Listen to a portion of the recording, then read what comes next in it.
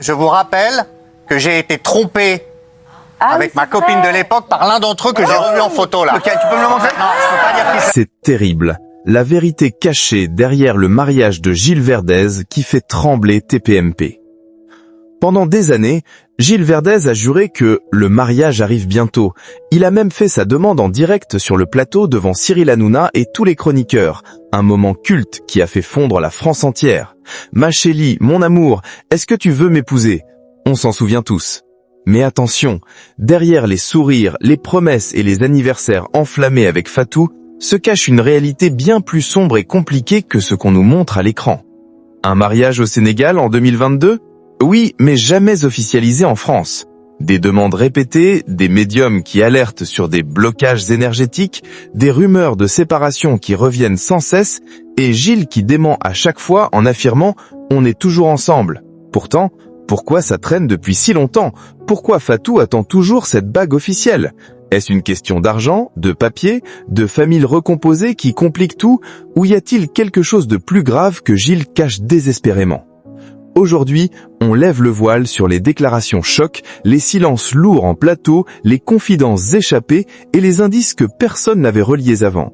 Ce n'est pas une simple histoire d'amour, c'est un mystère qui dure depuis plus de 15 ans et qui pourrait tout changer pour le couple le plus scruté de Touche pas à mon poste. Préparez-vous à être choqués. La vérité cachée est enfin révélée. Vous ne regarderez plus jamais Gilles Verdez de la même façon. Jean, Cyril en parlait, ont également trouvé ça, c'est que j'ai manqué de respect. Donc j'assume mes responsabilités. Imaginez un instant.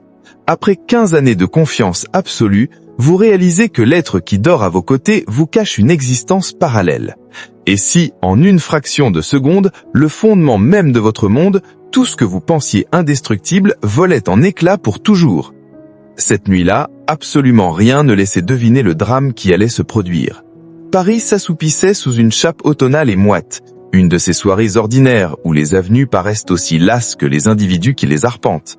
Gilles Verdez sortait tout juste d'un studio de télévision, l'atmosphère encore électrique des joutes oratoires et des affrontements verbaux qui l'occupaient depuis des années avec une combativité quasi sauvage.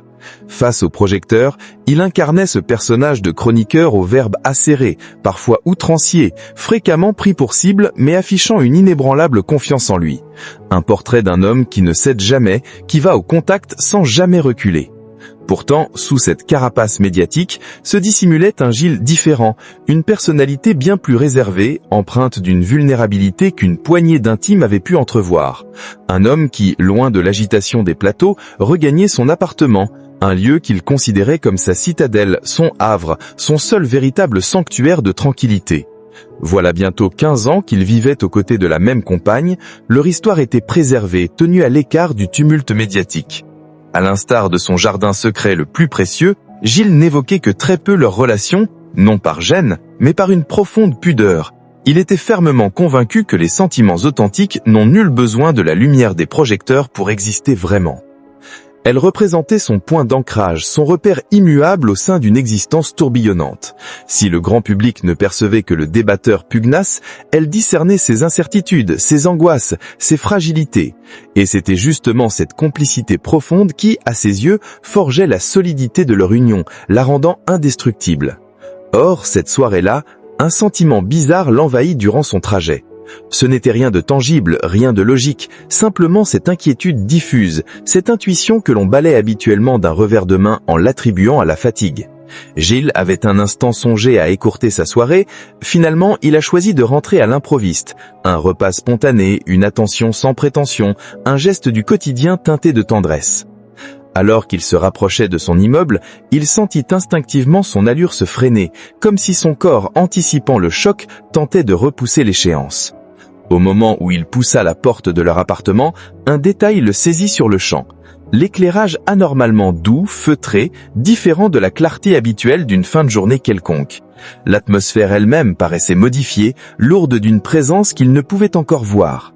C'est alors qu'il perçut des voix, non pas une seule, mais bien deux. À cet instant exact, la perception du temps s'altéra, comme suspendue. Le cœur de Gilles s'emballa, mais pas d'une manière brutale. C'était un battement désordonné, arythmique, comme un mécanisme qui se dérègle.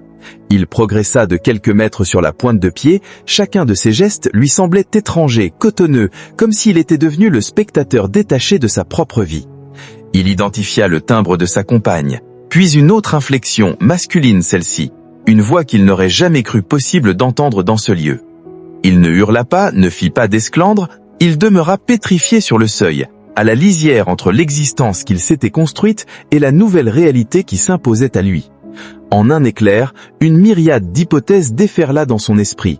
Était-ce une simple méprise, une explication tout à fait logique? Sans doute, mais au plus profond de son être, cette intuition, celle sur laquelle il s'était si souvent appuyé dans sa carrière de journaliste, lui susurrait déjà l'effrayante vérité. Gilles fit marche arrière, pas à pas. Il referma la porte derrière lui avec une précaution surréaliste, comme si le plus petit son risquait de faire voler en éclats quelque chose de précieux et d'irremplaçable. En descendant les escaliers, ses jambes flageolaient. Une fois dans la rue, la morsure du froid parisien le saisit, mais il n'en eut aucune conscience. Son esprit était totalement anesthésié. Il s'affala sur un banc public au cœur de l'indifférence de la ville, incapable d'assimiler comment son univers avait pu s'effondrer ainsi, en silence, sans la moindre explosion. Pour la toute première fois depuis de longues années, Gilles Verdez, lui qui décortiquait professionnellement les tourments d'autrui, se trouvait confronté à une implosion personnelle qu'aucun verbe, aucune logique, aucune joute oratoire ne saurait calmer. Il venait de passer une frontière impalpable, celle qui délimite le monde des certitudes de celui de la vérité brute, et il n'en avait pas encore pleinement conscience. Ce n'était que le prologue d'une descente à l'enfer bien plus vertigineuse qu'il ne pouvait le concevoir. Car la vérité, lorsqu'elle émerge enfin, ne se dévoile pas rarement d'un bloc. Elle s'infiltre insidieusement, ronge les fondations jusqu'à ce que tout s'effondre. Durant toutes ces années, la relation de Gilles Verdez et de sa compagne s'était développée à l'abri des regards, tel un cours d'eau secret dont nul ne devine l'existence.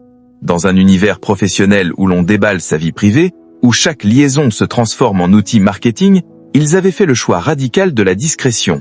Ce n'était pas par stratégie, mais par une conviction profonde. Gilles confiait fréquemment à son cercle intime que l'essentiel n'a nul besoin d'être exhibé pour avoir de la valeur. Leur rencontre avait eu lieu bien loin des studios de télévision, à une période où sa célébrité n'avait pas encore colonisé chaque parcelle de son existence.